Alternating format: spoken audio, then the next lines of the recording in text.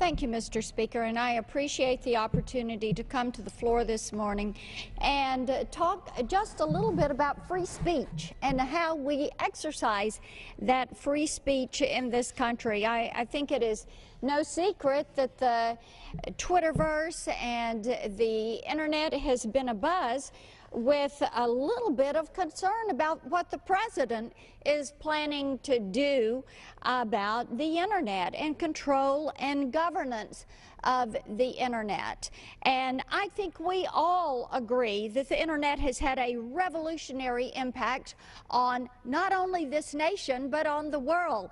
You can take a look at what has happened with jobs, with innovation, with economic freedom, and indeed with social change. You see it pronounced because the Internet allows people to participate from the bottom up in receiving information about what their governments are doing, about opportunities that are out there. They have the opportunity to get online and do a little bit of research. So with this open ecosystem and this decentralized nature of information, it is benefiting freedom. It is benefiting free people in free markets. We want to see that continue.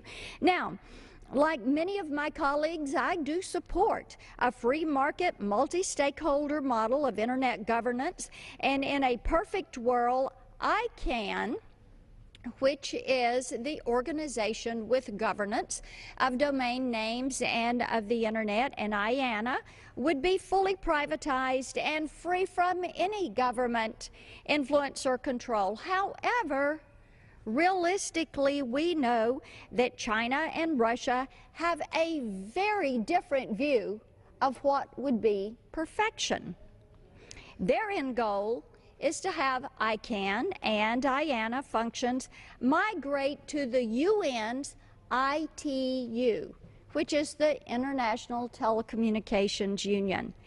That solution is one that I do not support and one that I would never stand in favor of. I stand in opposition to it. If the Commerce Department, the U.S. Department of Commerce, is going to relinquish control of its contractual authority over the IANA contract and move control of DNS into a global multi-stakeholder community, the timing and the architecture would just have to be absolutely perfect. This is an area where you've only got one shot at getting it right, only one shot. And we have to make certain that it is a shot that is focused fully on freedom.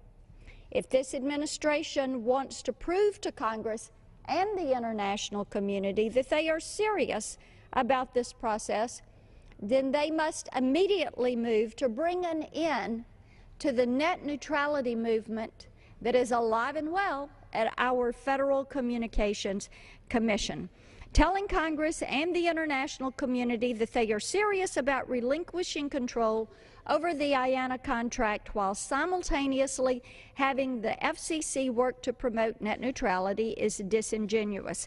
Now, while we know Russia's got a land grab going on, we also see the UN and the ITU trying to carry forth this space grab. A lot of our colleagues come to us, Mr. Speaker, and they say, so what are we going to do about this? I want to highlight two different pieces of legislation with you. First, H.R. 4342. This is the Domain Openness Through Continued Oversight Matters Act, .com Act. Congressman Shimkus and Rokita have joined me in this effort.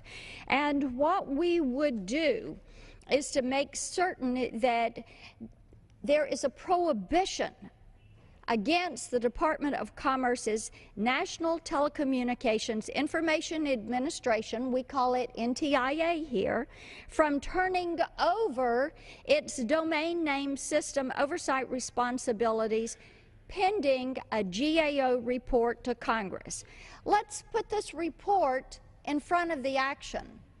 Let's have a great discussion about what taking that action of relinquishing oversight would mean to each and every person that is assembled in this great room. How is it going to affect our constituents? How is it going to affect American innovation? Let's have those discussions now. Let's not make a mistake. I also highlight H.R. 4070, a piece of legislation I've authored, the Internet Freedom Act, to bar the FCC and their actions on net neutrality. I yield back the balance of my time.